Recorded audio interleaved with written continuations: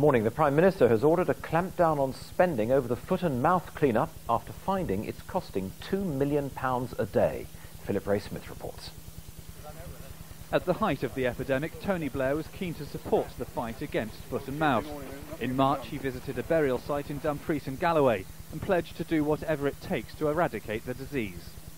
But today it's reported he's vetoed further spending on the clean-up. At an average bill of £100,000 a farm, he says costs are running too high. But that's drawn criticism from those who warn there could be a second wave of the epidemic if precautions are relaxed.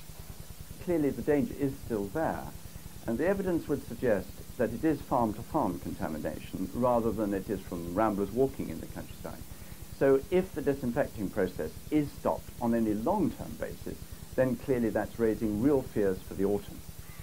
People can carry infection on their clothes, hands and footwear. The government recently distributed a video to farmers stressing the importance of disinfection to halt the spread of foot and mouth. It features advice from the chief vet, Jim Scudamore. Today his words seem at odds with the Prime Minister. Since the peak in late March, there's been a steady downward trend in the number of daily cases. But recent events in Settle and elsewhere show that the disease is still not fully eradicated. But with the total clean-up bill likely to come in at £800 million per farm, that's around 10 times higher than the average cost of treating affected farms in Europe, it seems the government is worried about costs spiralling out of control. Philip Ray-Smith, ITN.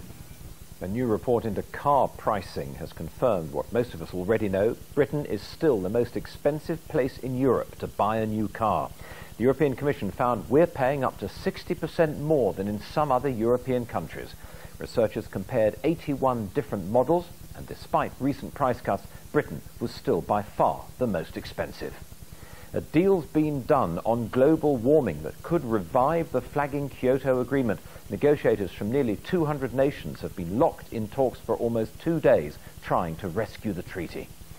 7 British people are still in custody in Genoa this morning after the widespread rioting at the G8 summit. Last night, police raided the headquarters of the group behind the protests. They said they had information that some of the violent ringleaders were there. It's almost certain world leaders will never again meet in the middle of a city. And the Osprey has returned to England. These are pictures of the first chick to be born here for more than 150 years. It was born last month in Leicestershire after 6 years of trying. But it won't be staying long. In about a month, it begins its migration to Africa. That's it. I'll be back with the ITV Lunchtime News at the usual time, 12:30.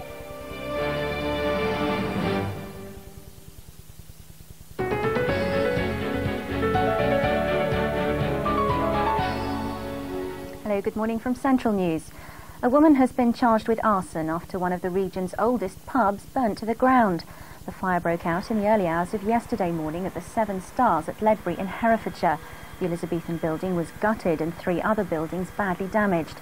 70 firefighters fought the blaze and the town centre was sealed off. A 42-year-old local woman will appear before Hereford magistrates this morning. And arsonists are believed to be responsible for a fire overnight at Gloucester Technical College, which has destroyed the flat roof of a changing room. Police think it was started in 2 dustbins.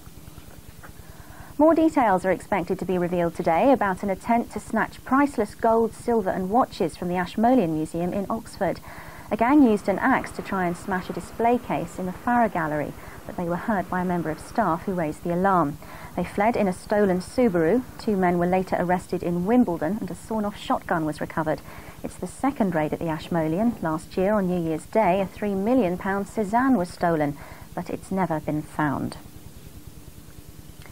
A family who run a bed and breakfast have taken in a rather unusual customer. They thought the baby sparrow had been abandoned, but now one of its parents has returned to claim its offspring. A baby bird in the hand for Lucia De Vanzo from Bourton-on-the-Water in Gloucestershire. It's 2 weeks since the 10-year-old found the sparrow on a pavement outside her window. Since then, she's been looking after it. I was waking up at 7 o'clock in the morning, going to feed it, stroking it, cuddling it, and was like that at night. After 2 weeks inside the house, Lucia's mum put the baby bird outside in the warm sunshine. We just couldn't believe the father sparrow actually came down and started feeding it. And I was just amazed by it, that he's actually came back and looking after it. We take it in every night as soon as it starts getting a bit dusk, and then put it out first thing in the morning, and then straight away he's down doing his job. The bird is still too weak to fly, but it's hoped it can be returned to the wild in the next few days. Now, there's an old saying that something is as easy as riding a bike, and another that once you can ride a bike, you never forget how to do it. Well, take a look at this. This classic penny farthing is more than 100 years old. Oh, you jump up on it, yeah, just jump up, yeah, straight up. Yeah. So maybe it's not so surprising we've forgotten how to ride it. Obvious dangers apart, the Veteran Cycle Club shows how these old bikes can evoke a more genteel time, when cars were yet to be invented, so the open road really meant for cyclists the open road. These machines were being shown off at Snows Hill Manor near Broadway in Worcestershire.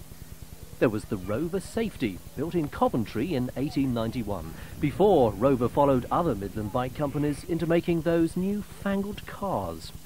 Then, what about this strange contraption, the Dursley Pedersen, named after the village in Gloucestershire where it was built, and the Norwegian engineer who invented it. The frame is a cantilever, and the rider sits on a sort of a hammock. Very comfortable it is too, or so its owner says. But it's that penny farthing that most people think of as an old bike. And just to prove the old adage, if you fall off, he got straight back on. And we'll be straight back on again at 1:45 in the ITV Lunchtime News. Until then, from the team, bye-bye.